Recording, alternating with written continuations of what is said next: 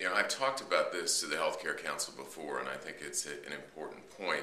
Whenever I turn on the television and I hear people talk about healthcare policy, it's often the politicians or the lobbyists, but it is rarely the physicians and the healthcare professionals and those that run and operate healthcare companies that I don't hear their voice. And I think that in order for the voice of the healthcare industry to be heard, we have to hear from them, and they have to make a concerted effort to reach out to the media and say, this is our point of view, and we play a very large role in keeping America healthy.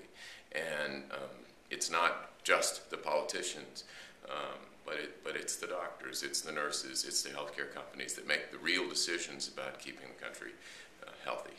The Nashville health service culture is unique. It's entrepreneurship, it's innovation, and it's leadership. The very three things that are missing in Washington, D.C. If we look at the recent healthcare law that passed, what it needed was more real-life experience in Washington, D.C. at the table. There's no better group of people to do that than the Nashville healthcare community, where we have 50 years of sophisticated, organized entrepreneurship, innovation, and leadership. That's what we can send to Washington. Our voice needs to be heard. It's our job to make sure we get there and do it. Two big issues for healthcare and the next administration.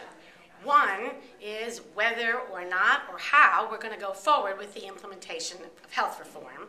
And the other is how healthcare costs and healthcare benefits will be dealt with in the budget debate.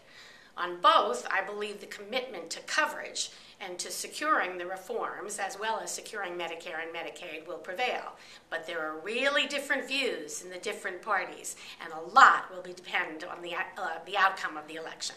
People often ask me, what's the likely outcome of the health care debate in the next administration? Of course, that's going to depend in part upon who's elected president, who controls both houses of Congress.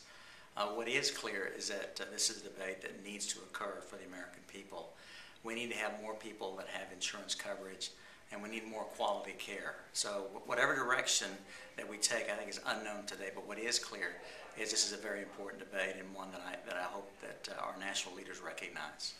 I think the critical thing for the next administration, whoever is in charge in healthcare, is going to be the Medicare part of the budget. We have this enormous debt bomb, debt problem, to pick your cliche, but this incredibly difficult fiscal problem of which Medicare and Medicaid and healthcare costs in general are a huge part.